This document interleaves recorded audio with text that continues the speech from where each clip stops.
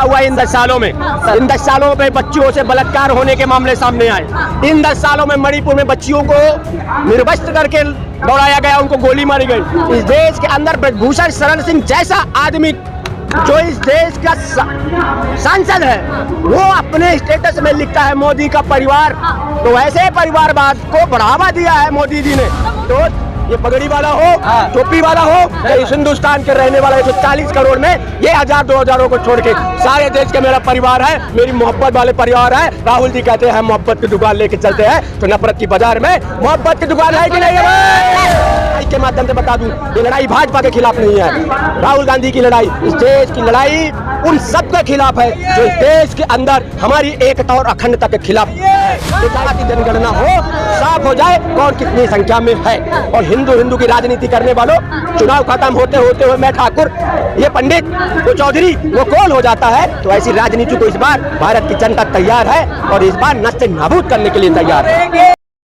युवा है और राहुल गांधी लगातार कह रहे हैं भैया अब युवा हमारे साथ जुड़ चुके हैं। बिल्कुल, युवा साथ जुड़े और युवाओं का साथ जुड़ने के बहुत कई कारण है। जैसे युवाओं की सबसे बड़ी मांग है कि नौकरियां, और उससे पहले कॉलेजों की मांग है। कॉलेज में आज अगर प्राइवेट कॉलेज में जाते हैं, हर किसी का इतना अच्छा नसीब नहीं रहता कि उसको सरकारी इंस्टीट्यूशन में दे, प्राइम इंस्टीट्यूशन में दे। प्राइवेट कॉलेजेस की फीस हर कोई जानता है। मैं as a law student private colleges में जो NLUs है, they are government institutions, but वहाँ पर फीस, मुंबई NLU का फीस 3 लाख रुपए है। और वो मुंबई NLU रिसेंट बना हुआ है after formation of BJP government और NDA government. I would prefer. आपने जो 10 साल में काम किया, कांग्रेस ने 60-70 साल में नहीं किया। हाँ बिल्कुल, जो निजीकरण के काम है वो 60-70 साल में कांग्रेस नहीं कर पाई। वो निजीकरण का काम पिछले 10 सालों में बहुत तेजी से हुआ है। तो क्या हुआ है? क्या हुआ इन 10 सालों में? इन 10 सालों में बच्चियों से बलात्कार होने के मामले सामने आए।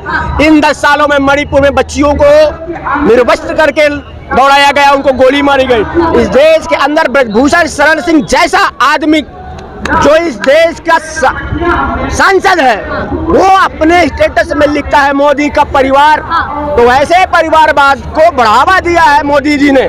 इन 10 सालों में क्या क्या सुनिए, मीडिया सुनिए, सुनने की क्षमता जगाइए।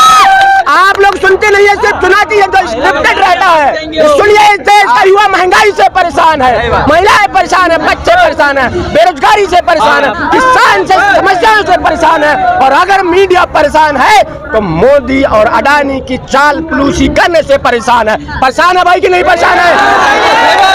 ये जो लोग खड़े हैं ना, ये हिंदुस्तान का चाहने वाले लोग हैं। ये चंद पूंजीपतियों को चाहने वाले लोग नहीं हैं। और जो लोग जिनके खुद के पिता नहीं हैं, वो दूसरे को पिता बनाने का काम अपना करते हैं। इसलिए मोदी जी के खुद का परिवार जो अपनी मां के अंत्येष्टि के बाद एक बाल नहीं कटवाए, क्योंकि हिंदू धर्म सूतक माना जाता है, ये अपने आप को हिंदू कहलाने के लायक नहीं है। और सुनिए, ये जिस परिवारवाद की बात करते हैं, इनका परिवारवाद मोदी से चालू होता है, अडानी उन पे खत्म होता है। मोदी से चालू होता है, अडानी से खत्म होता है, और पैसे से शुरू होता है, पैसे पे खत्म होता है। मोदी जी कह रहे हैं 140 करोड़ की जनता मेरा परिवार है, जिसमें आप 140 करोड़ नहीं, 140 करोड़ नहीं। मैं मोदी का परिवार बात कैसे?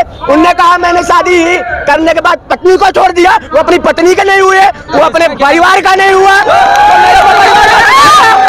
ऐसा मेरे को परिवार बताएगा। तो मेरे ये दोस्त, ये पगड़ी वाला हो, टोपी वाला हो, या इस हिंदुस्तान के रहने वाला 140 करोड़ में ये 1000-2000 को छोड़ के सारे देश का मेरा परिवार है, मेरी मोहब्बत वाले परिवार है। राहुल जी कहते हैं मोहब्बत की दुकान लेके चलते हैं, तो नफरत की बाजार में मोहब्बत की दुकान है कि नहीं है?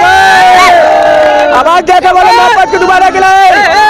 ये देश है हमारा। रानी भी तो लिख रही है इसमें रति रानी के विषय में तो कुछ ही ना बोले।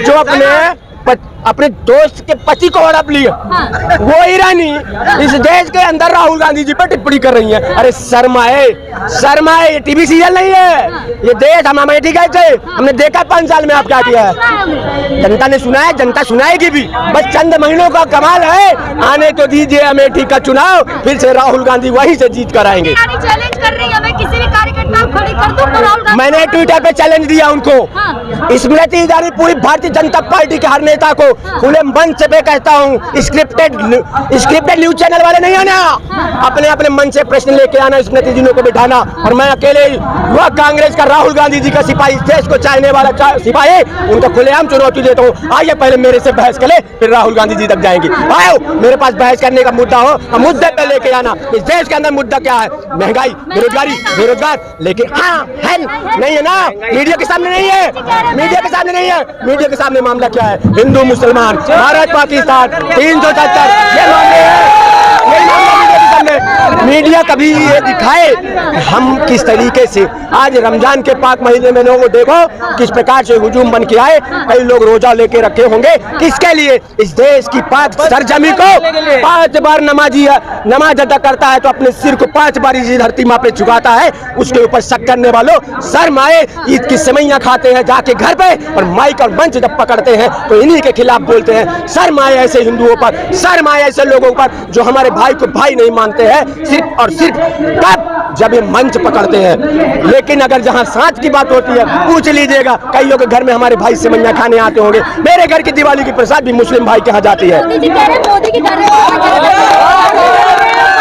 भरोसा किस बात पर है? इस देश के अंदर हिंदुओं के नब्ज को उनने उनकी भावनाओं के साथ खेलने का काम किया। राम आस्था का केंद्र है, राम मर्यादा का केंद्र है, राम सनातनी है, राम इस देश को चाहने वाले थे, इस देश के अंदर नफरत फैलाने वाले नहीं थे। उन्हें कभी जब तक वो जीवित रहे सबको अपना मानते थे, कभी किसी में भेदभाव नहीं करते थे। ये राम के नाम पे सिर्फ एक कहावत बनी है कि मुंह में राम बगल में छुरी। ये काम करते हैं मोदी जी, ये काम करते हैं भारतीय जनता पार्टी। और इस माइक के माध्यम से बता दूं, ये लड़ाई भाजपा के खिलाफ नहीं है, राहुल गांधी की लड़ाई, इस देश की लड़ाई उन सबके खिलाफ है जो इस देश के अंदर हमारी एकता और अखंडता के खिलाफ है, वो चाहे किसी भी दल का हो। बना लिया है, परिवर्तन चाहिए, परिवर्तन चाह रहा है। देखिए अब परिवर्तन थोड़ा सा बता दूं। पहले ये एनसीपी वाले को बुलाया, भ्रष्टाचार में चक्की पिसिंग जिसके साथ बोलते थे, आज दोनों उप मुख्यमंत्री बन के बैठे हैं और कैसे हैं चिक्कर पिसिंग की मिठाई खाएं। और शिवसेना को तोड़ा, शिंदे साहब को बुलाया। शिंदे साहब किसकी फोटो लगाते हैं? बाला साहब ठाकरे की। बाला साहब कौन? उद्धव ठाकरे के पिताजी। अरे जिनके खुद के पिता नहीं, मैं शुरू में बोला, वो दूसरे को पिता अपना पिता बताने का काम करते हैं, अपना पौध बनाने का काम करते हैं। ना इनके आजादी में आंदोलन के किसी प्रकार की भूमिका, तो कभी भगत सिंह के नाम पे लड़ाई लड़ाएंगे, कभी पटेल के, कभी सुभाष चंद्र बोस के नाम पे। अरे सब कांग्रेस के लोग थे। बदलने की बात कर रहे हैं, 400 पार है तो संविधान। राहुल जी ने साफ कहा है, इस देश के अंदर मोदी नहीं, इस देश के अंदर पूरे विश्व के अंदर जितनी ताकत हो, जिस दिन संविधान पे बात आएगी तो हिंदुस्तान का एक एक नागरिक सड़क से लेकर संसद तक लड़ाई लड़ेगा और किसी भी कीमत में ये हम होने नहीं देंगे। इनकी मानसिकता इनने बताई है कि अगर हम ये हालत में आएंगे तो संविधान बदल देंगे। लेकिन क्या लग रहा है जिस तरीके से राहुल गांधी न्याय यात्रा कर रहे हैं, आपने देखा होगा जहाँ पे जाते हैं किसी को भी बुलाते हैं और उससे पूछने लगता है। क्या पूछते हैं उनसे? उनसे उनका नाम पूछते हैं, उनसे उनकी जाति को पूछते हैं। क्यों पूछते हैं? उनसे ये पूछना चाहते हैं, जानना चाहते हैं कि हम लोग इतनी संख्या में खड़े हैं, किसकी कितनी भागीदारी होनी चाहिए। जबकि कांग्रेस शुरू से लेकर अभी तक ये कह रही है कि न जात पे न बात पे, बटन दबेगे हाथ पे, और अभी भी कह रही है। लेकिन हमें ये तो पता चलना चाहिए कि हमारा छोटा बेटा कौन है, बड़ा बेटा हमारे परिवार में होता है ना। तो उसी प्रकार से हम लोग चाह रहे हैं जाति जनगणना हो, साफ हो जाए कौन कितनी संख्या में है। और हिंदू की राजनीति करने वालों, चुनाव खत्म होते हुए मैं ठाकुर, ये पंडित, वो चौधरी, वो कौन हो जाता है। तो ऐसी राजनीति को इस बार भारत की जनता तैयार है और इस बार नष्ट नाबूद करने के लिए तैयार है।